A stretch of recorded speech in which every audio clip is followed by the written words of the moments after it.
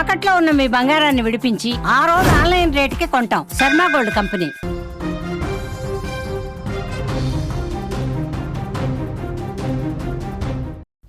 యాదాద్రి జిల్లాలో దారుణం చోటు చేసుకుంది. భార్యపై కత్తితో భర్త దాడి చేశాడు. భర్తను వదిలి అతడి స్నేహితుడితో సహజీవనం చేస్తోంది భార్య. ఫ్రెండ్తో భార్య వెళ్లిపోవడాన్ని ఆ భర్త తట్టుకోలేకపోయాడు. ఫ్రెండ్పై దాడి చేసి కత్తితో వారింటికి వెళ్లాడు. అతడు పారిపోవడంతో భార్యపై కూడా దాడి చేశాడు. భార్యకు తీవ్ర గాయాలయ్యాయి. భార్య పరిస్థితి విషమంగా ఉన్నట్లుగా కూడా తెలుస్తోంది. లావణ్య అనే మహిళ భర్తను వదిలిపెట్టి అతని స్నేహితుడితో కూడా వెళ్లిపోవడం తెలిసింది. దీంతో తీవ్ర ఆగ్రహానికి గురైన భర్త భార్యపై కత్తితో దాడి చేశాడు. ఈ దాడిలో ఆమెకి తీవ్ర గాయాలైనట్లుగా కూడా తెలుస్తోంది. ఇక ఇదే అంశానికి సంబంధించిన మరింత సమాచారాన్ని మా ప్రతినిధి శరత్ అందిస్తారు. శరత్, యాదాద్రి జిల్లాలో దారుణానికి సంబంధించిన డీటెయిల్స్ ఏంటి? యాదాద్రి భువనగిరి జిల్లా భువనగిరి మున్సిపాలిటీ పరిధిలో ఉన్నటువంటి రాజగిరిలో లావణ్య, అదేవిధంగా లావణ్య ఒక ఇంటి అద్దెకు తీసుకొని అక్కడ సహజీవనం చేస్తున్న విషయం తెలుసుకున్నటువంటి రవి వాళ్ళ భర్త ఈ రోజు ఉదయం అటాక్ చేయడానికి రావడం జరిగింది. దాంట్లో భాగంగా అంటే అందులో ఉన్నటువంటి అంటే అతనితో ఉన్నటువంటి విషయాన్ని గమనించి రవి గొడ్డలతో వచ్చి అక్కడ అంటే కొడవలతో రావడం జరిగింది. అక్కడికి వచ్చినటువంటి సందర్భంలో మొత్తం నలుగురు వచ్చారు వాళ్ళు, రవి సంబంధించిన వాళ్ళు. కానీ అక్కడ ఉన్నటువంటి లావణ్య, అదేవిధంగా శంకర్ తో ఆమె అక్కడ ఉన్నది. ఆ శంకర్ ను ఇలా చూసి పారిపోవడానికి ప్రయత్నం చేశాడు, పారిపోయాడు అతను. కానీ లావణ్య అక్కడ ఉండడం వల్ల ఆమె పైన అటాక్ చేయడం జరిగింది. ఆమెకు తీవ్ర గాయాలైనటువంటి పరిస్థితి. మరి నిజంగా రవి, శంకర్ ఇద్దరు కూడా స్నేహితులు, ఒకే ఊరికి సంబంధించిన వ్యక్తులు. శంకర్ తో వివాహేతర సంబంధం ఉంది అని చెప్పి అక్కడ ఎక్కడున్నారు వాళ్ళు అని చెప్పి గమనించి రవి మొత్తం కూడా ఎక్కడున్నారు ఏందని చెప్పి గమనించి ఈ రోజు అక్కడికి ఉన్నారని తెలుసుకుని అక్కడ రావడం జరిగింది. రావడమే అక్కడ అటాక్ చేసిన సమయంలో చాకచక్యంగా శంకర్ అయితే తప్పించుకోవడం జరిగింది. కానీ లావణ్య పైన అయితే దాడి అయితే జరిగింది. దాడి జరిగి అక్కడ గాయాలైనటువంటి పరిస్థితి. నిజంగా మరి ఈ సంఘటన మాత్రం తీవ్రంగా చర్చకు దారితీస్తుంది. ఎందుకంటే చూస్తున్నాం, ఎన్నో సంఘటనలు జరుగుతున్నాయి రాష్ట్ర వ్యాప్తంగా. నిజంగా ఈ సహజీవనానికి సంబంధించి అంటే ఈ అక్రమ సంబంధాలకు సంబంధించి ఎన్నో ఘటనలు జరుగుతున్నాయి. ఎందుకంటే లావణ్యకు 4 పిల్లలు ఉన్నారు, 2 కూతురు, 2 కుమారులు ఉన్నారు. ఒక కూతురు హాస్టల్లో ఉంటూ చదువుతుంది, మిగతా 3 కూడా ఆమె దగ్గర ఉంటూ చదివిపిస్తుంది, రాగిరిలో చదివిపిస్తుంది. అయినప్పటికీ అంటే రవితో కొన్ని విభేదాల కారణంగా రవితో ఉండట్లేదు. కానీ ఈ అక్రమ సంబంధం ఈ శంకర్ తో ఉండడం వల్ల అంటే రవి స్నేహితుడే శంకర్ కాబట్టి తట్టుకోలేకపోయాడు రవి.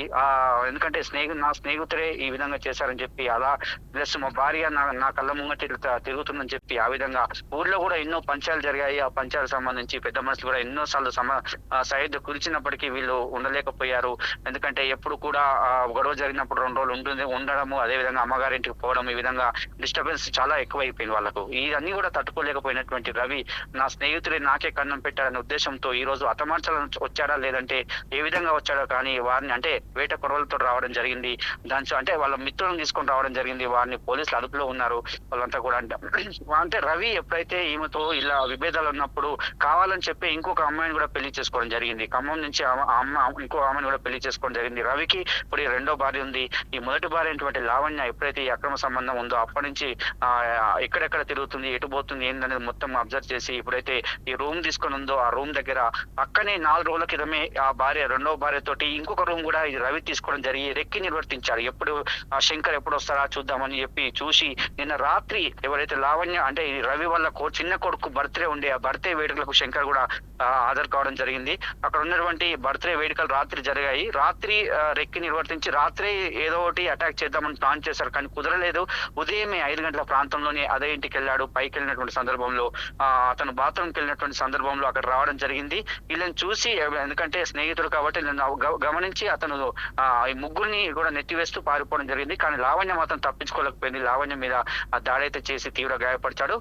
ప్రభుత్వ ఆసుపత్రి భువనగిరికి తరలించారు మొదటగా. దాని తదనంతరము మెరుగైన చికిత్స కోసం గాంధీ ఆసుపత్రి కూడా తరలించారు. మరి రవి ఇమీడియట్లీ గా పోలీసులకు సమాచారం ఇవ్వడం, అక్కడ ఉన్నటువంటి వాళ్ళ సమాచారం ఇవ్వడంతో రవిని మాత్రము అదుపులోకి తీసుకున్నారు. రవితో పాటు వచ్చినటువంటి ఇద్దరు మాత్రం వాళ్ళు కూడా పారిపోయినట్టు చెప్తున్నారు. ఇంతకుముందు సిఐ కూడా మనకు అదే విషయం చెప్పాడు. ఎందుకంటే క్షణికావేశంలో చేస్తున్నటువంటి నిర్ణయాలు ఇవి. ఎవరు కూడా సోషల్ మీడియా వచ్చిన తర్వాత ఇవన్నీ కూడా అంటే ఇన్స్టాగ్రామ్ లో ఎవరైతే అంటే నిన్న లావణ్య ఇన్స్టాగ్రామ్ లో అతని ఎవరైతే సహజీవనం చేస్తున్న ఆ వ్యక్తితో కేసుకు సంబంధించి ఒక వీడియో పెట్టిందని చెప్తున్నాడు. ఆ వీడియో చూసి అంటే శరత్, వీళ్ళు ఎప్పటి నుంచి దూరంగా ఉంటున్నారు? భార్య భర్తలు. లావణ్య భర్తతో ఎప్పటి నుంచి దూరంగా ఉంటుంది? వీళ్ళకి ఎప్పటి నుంచి గొడవలు ఉన్నాయి? అంటే వీళ్ళిద్దరు పేరెంట్స్ ఏం చెప్తున్నారు ఈ ఘటనకి సంబంధించి? అంటే ముఖ్యంగా లావణ్య పేరెంట్స్ ఏమంటున్నారు? అసలు 3 సంవత్సరాల నుంచి అసలు ఇసుక అంటే వాళ్ళకు చాలా గొడవలు జరుగుతున్నాయి. 3 సంవత్సరాల నుంచి పెద్ద ఎత్తున జరుగుతున్నాయి. ఎంతమంది పెద్దల సమక్షంలో కూర్చినా కూడా ఉండటం లేదు. అంటే ఒకరి మీద ఒకరికి అనుమానాలు, నువ్వంటే నువ్వు ఒకరితో ఉన్నవని ఈమె, ఆయన నువ్వు ఒకరితో ఉన్నని ఈమె అని చెప్పి ఇట్లా ఒకరి మీద ఒకరు వీళ్ళు తగాదాలు. ఎప్పుడు పెద్ద మనుషుల సమక్షంలో కూర్చున్నా కూడా సయోధ్య చేసినప్పుడు కూడా ఉండలేకపోతుంది. ఆమె తల్లిగారింటికి అని చెప్పి తల్లిగారింటి ఒక దగ్గర ఉంటుంది, ఒకసారి జనగాంలో ఉంటుంది, ఒకసారి వరంగల్ ఉంటుంది. అసలు ఆమె పిల్లల్ని తీసుకొని ఎక్కడ ఉంటుందో కూడా తెలియని పరిస్థితిలో నాకు ఉందని చెప్పి రవి అంటాడు. ఆమంటది రవి అసలు నన్ను పట్టించుకోడు, ఇష్టం ఉన్నట్టు నా మీద అనుమానం ఉంటది, నన్ను అడ్డగోలుగా తిడుతుంటాడు కాబట్టి నేను బయట ఉండాల్సి వస్తుందని చెప్పి ఆమంటుంది. కానీ మరి ఎప్పుడైతే సహజీవనం చేస్తాం మరి ఈ వ్యక్తితో ఎందుకున్నామని చెప్పి అడిగినప్పుడు మాత్రం ఆమె దగ్గర మౌనమే సమాధానం వచ్చింది. మరి నిజంగా ఆమె చేసే తప్పే అని చెప్పవచ్చు. సహజీవనం చేసినటువంటి వ్యక్తితో మార్నింగ్ దొరకడము, రవి అటాక్ చేయడం అయితే ఈ సంఘటన అయితే కలిసివేసిందని చెప్పవచ్చు. రైట్. మొత్తంగా అది యాదాద్రిలో ఒక దారుణం చోటు చేసుకుంది. లావణ్య అనే మహిళ భర్తను వదిలిపెట్టి అతని స్నేహితుడితో వెళ్ళిపోయిన సిచ్యువేషన్ కనిపిస్తుంది. అక్కడ తీవ్ర ఆగ్రహానికి గురైన భర్త ఒకసారిగా కూడా ఆమెపై దాడి చేసినట్లు కూడా మనకు తెలుస్తుంది. దీనికి సంబంధించి పోలీసులు కూడా కొన్ని విషయాలను అయితే బయటపెడుతున్నారు. వీళ్ళు గత 3 సంవత్సరాల నుంచి కూడా వేరువేరుగా ఉంటున్నారు. ఇద్దరి మధ్య కూడా గొడవలు ఉన్నాయి. పిల్లల్ని తీసుకొని కూడా లావణ్య వెళ్ళిపోయిందని కూడా తెలుస్తుంది. ఎవరైతే రవి ఉన్నాడో నిందితుడు, ఆయన కూడా సెకండ్ మ్యారేజ్ చేసుకున్నాడు. గతంలో కూడా వీళ్ళకి చాలా గొడవలు ఉన్నట్లుగా అయితే తెలుస్తోంది. మా ఆయన పేరు రవి కుమార్, రవి కుమార్. మాకు పెళ్ళై 15 సంవత్సరాలు 16 సంవత్సరాలు. నాకు 4 పిల్లలు సార్.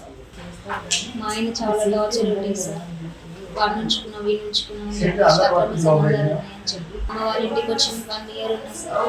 1 ఇయర్ ఉన్న తర్వాత ఊర్లోకి వచ్చి ఎవరినో ఉంచుకొని ఎవరినో చూసుకొని రావట్లేదని చెప్పేసి నన్ను నా పిల్లల్ని చాలా బ్లేమ్ చేసేవాడు సార్. అట్లా గొడవలు పెట్టుకుంటే ఊర్లో నన్ను ఉండనీయకుండా వేసింది సార్. ఆ భయానికి నేను ఉండలేక వేరే దగ్గరికి వచ్చి బతుకుతున్నా సార్. నేను రాయగిరిలో ఉంటున్నా. నాకు లేనిపోయిన అక్రమ సంబంధాలు పెట్టారు సార్. మా ఆయన మళ్ళీ వేరే పెళ్లి చేసుకుంది సార్. పెళ్లి చేసుకొని 8 నెలలు 6 నెలలు అవుతుంది సార్. పెళ్లి చేసుకున్నాడు కదా, నా పిల్లలతో నేను ఎలా వాళ్ళ బ్రతికిస్తాను, 4 పిల్లలు చదువుకుంటా అని చెప్పేసి వచ్చింది సార్. కానీ నా మీద కక్ష బట్టి కుట్ర బట్టి ఇదంతా చేస్తుంది సార్. నాకు